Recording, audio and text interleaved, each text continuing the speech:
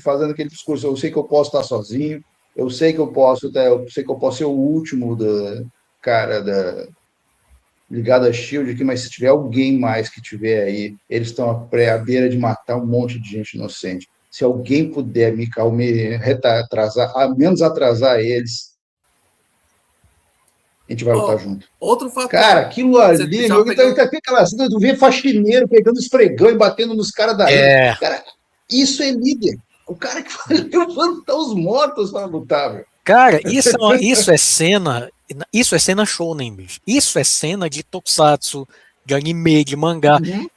É sério, eu vou qualquer dia assistir, porque eu tenho o Disney Plus, né, devido à minha conta no Mercado Livre.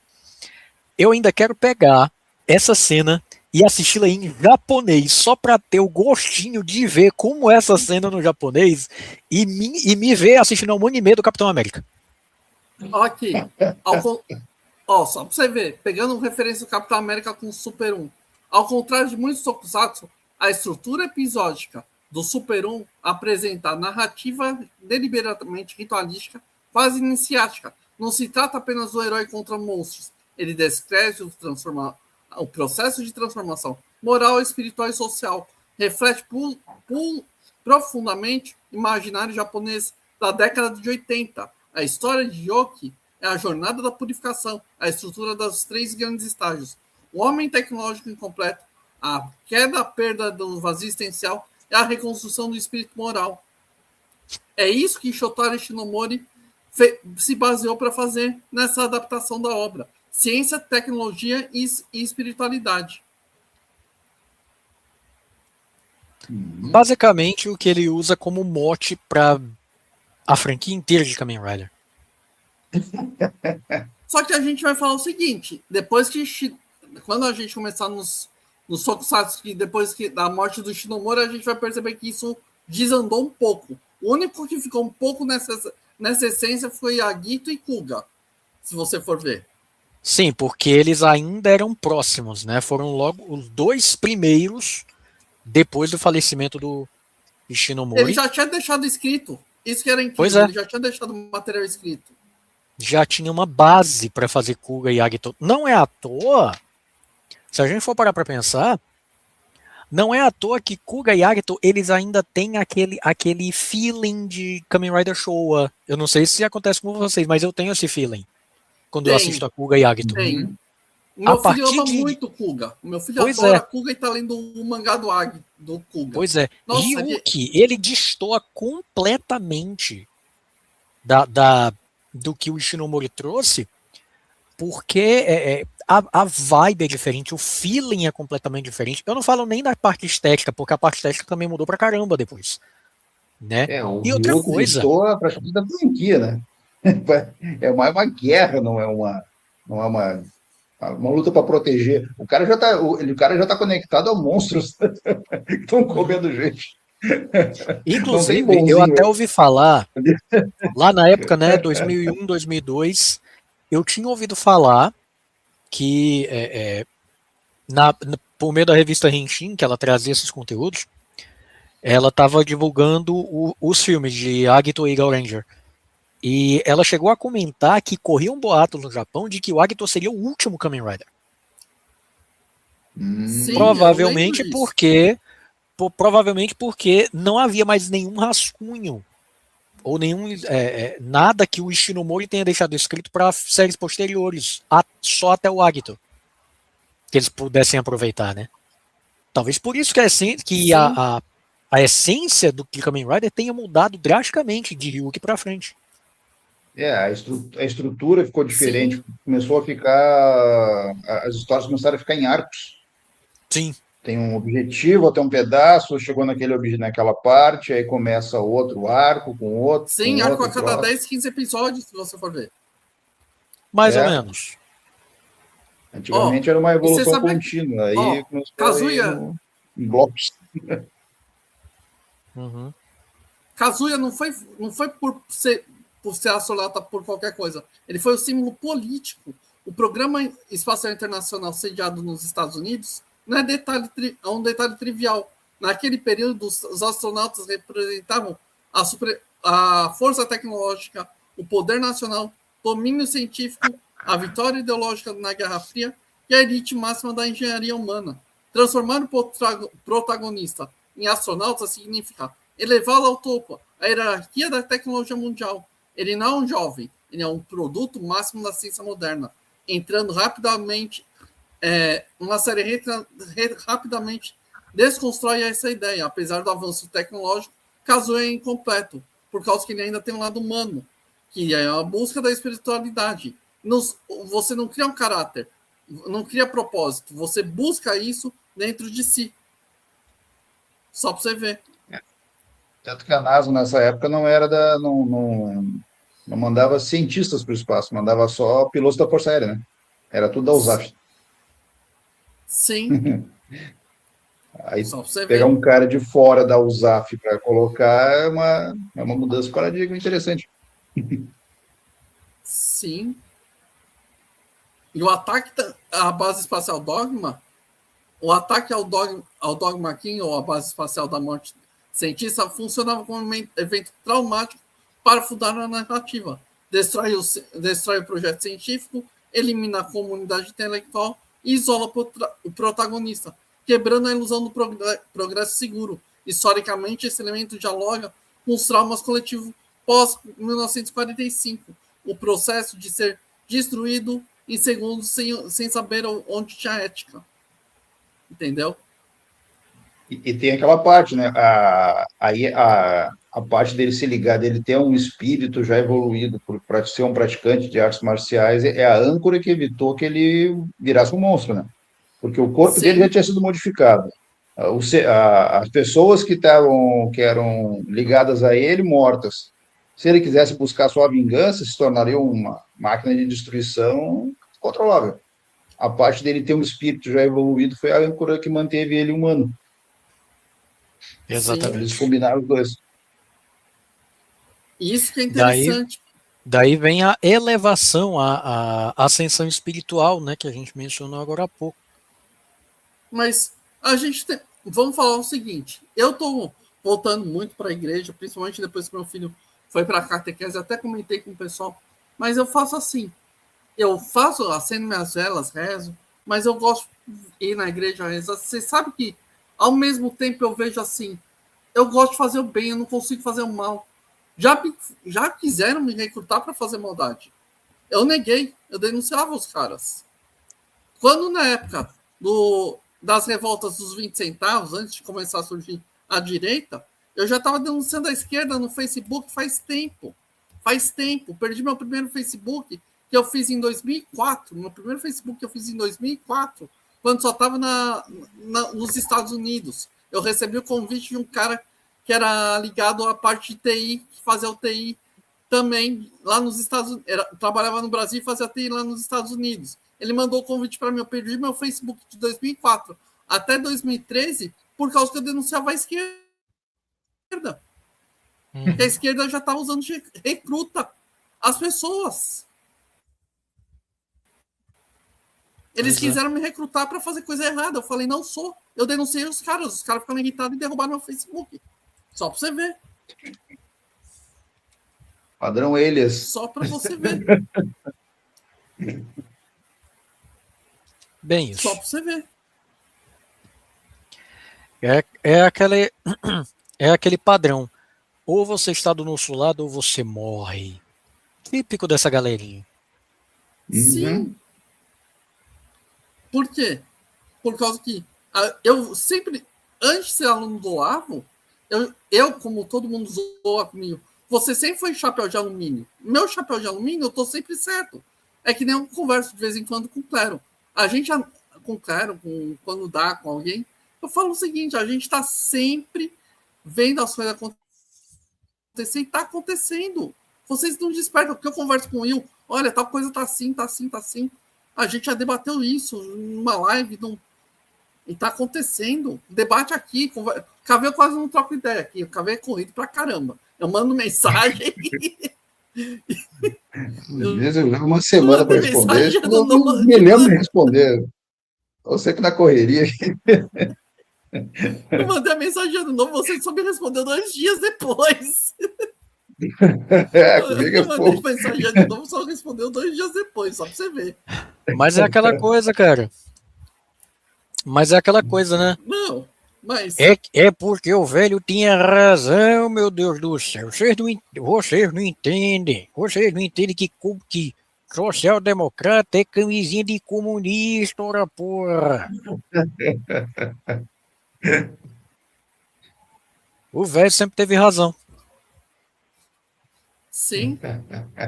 Ó, só para você ver como tem a ver com o velho que o nosso querido Olavo sempre foi espiritualizado, fala, ó, o mestre Gendai, que foi o treinador de artes marciais, representa como a tradição ancestral japonesa, o Zen budista, o Bushido reinterpretado, a transmissão intergeracional de valores, resistência cultural diante de uma modernidade excessiva. O Gendai ocupa o guardião limiar, aquele que testa o herói para permitir ter o verdadeiro renascimento do herói. Nós, conservadores aqui, que debatemos na parte ideológica, somos essa resistência hoje em dia. Essa é a verdadeira resistência. Não os caras que ficam gritando resistência. Toda hora que grita resistência, eu penso que vai trocar um chuveiro.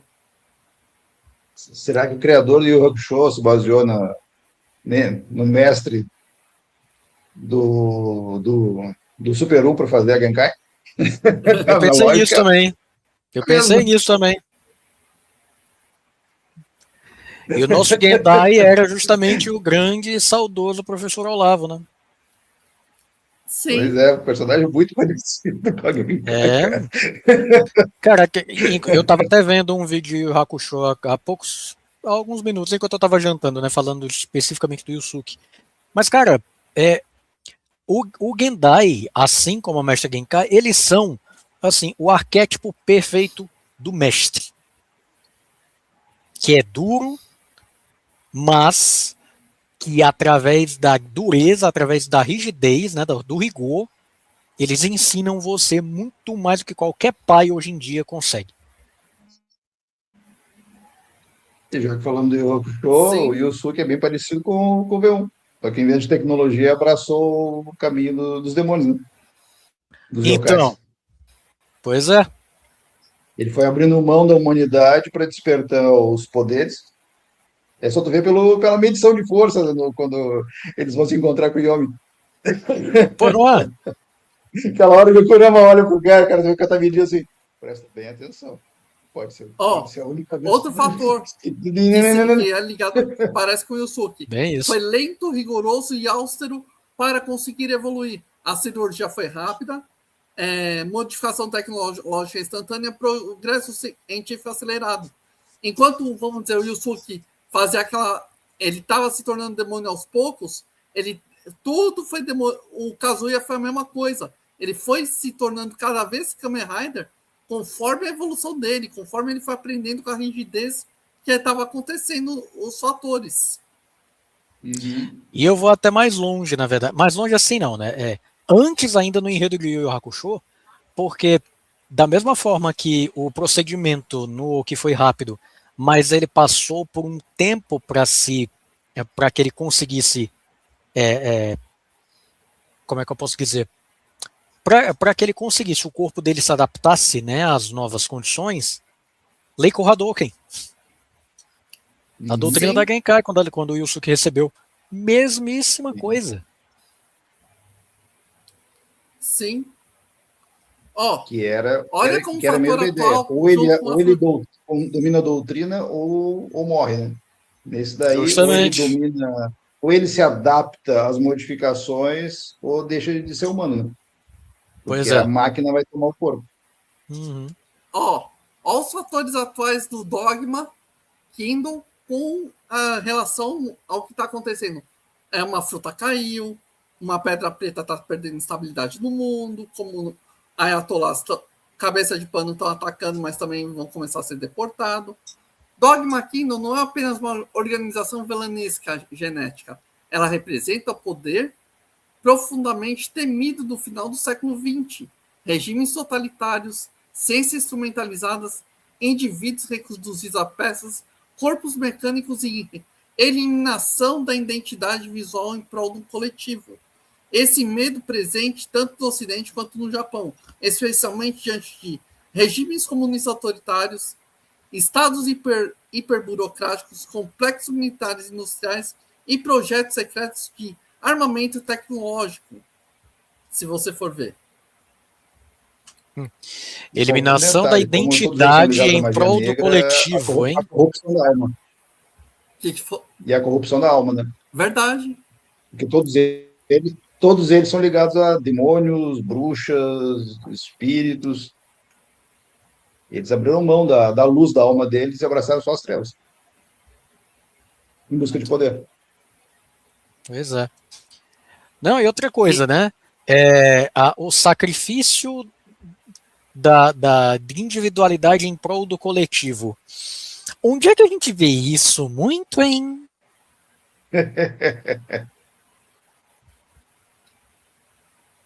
Só pra você ver. Os soldados dogmas são seres híbridos, ciborgues sem identidade, criaturas criadas na série Indivíduos Descartáveis. Peraí, Stalin não descartou depois que ele tomou poder? Mao Tse Tung não descartou os próximos depois que ele tomou poder?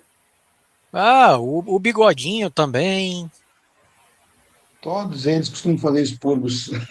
Lenin. Eles têm um certo problema com dividir poder, né? Boa noite, Yuri. Boa noite, Ivo Marden. Boa noite. Quanto tempo? Valeu, galera. Olha, a gente não está vendo isso no regime atual. Agora, o Bostil falou que quem vale agora é vice-presidente da Venezuela, não mais a fruta. E depois fala que o Bostil é uma democracia. Estranho, né? Uhum. Estranho, muito estranho. O imbecil coletivo é tão usado, mas as pessoas não querem ver. Só querem dormir. Querem assistir sua série, seu futebolzinho. Esquecem de ver o que está acontecendo realmente durante aquilo lá. Pois é. Tem um certo bigodão que foi dormir e acordou num navio, né? É bom se cuidar. Esse realmente é bigodão, né? Um certo bigodão foi dormir sem se preocupar com nada, acordou no navio. Tipo isso. Que nem aquela música lá de um. Que nem uma música lá que um maluco Polo, daqui, só pra você saber. Pois é. Ele tem um doido aí daqui do Brasil que cantou uma música que dizia assim: quando dei por mim, tava aqui. O Bigodão deve ter cantado isso quando acordou, né?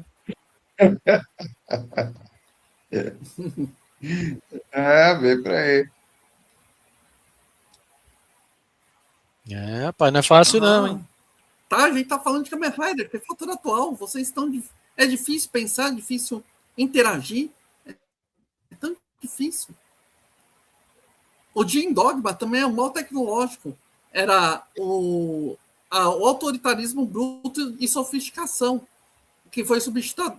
A Dogma aqui não foi substituída por Jin Dogma. O salto conceitual, importante. O mal deixa apenas ser brutal, possa ser estratégico, inteligente, tecnológico e sutil. Isso recebe as percepções históricas. No final do século XX, se torna menos visíveis e mais sofisticada. O Jin Dogma representa o estágio avançado do tecnocrático, onde o sistema não depende mais da força explícita, e sim do controle estrutural, manipulação e eficiência. Eu acho que a gente não precisa falar, a gente tem que acessar qualquer coisa que vai fazer pela bosta do GovBR aqui no Brasil. Qualquer coisa de empresa tem que passar pelo GovBR. E tem mais uma coisa, como praticamente todos os Kamen Riders do Ishinomori, esse também tu pode conectar a organização criminosa a Shocker, né? Perfeitamente. Sim. Mais um braço. Mais um braço. De novo, mais uma que é um braço da Hydra. É aquela coisa, né? Se fosse aqui no Brasil, né, não seria bem a Shocker, seria o Foro de São Paulo, né? Né? Verdade.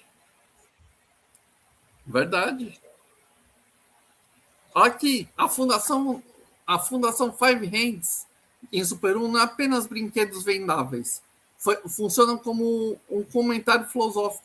Cada mão representa uma função específica, ferramenta controlada. Uma é a extensão do corpo, outra é a subordinada do espírito, outra é a eficiência da humanidade e outro poder limitado. É a negação direta da lógica dogma. Extensão do corpo, espírito, eficiência sem perda da humanidade e perda de responsabilidade e poder limitado por responsabilidade. Que é o que mais se falta hoje em dia. Pois é. E é interessante se a gente for fazer, porque dá para traçar um paralelo entre não só os vilões de Kamen Rider, como vários outros. Até, por exemplo, Voldemort também dá para traçar esse paralelo com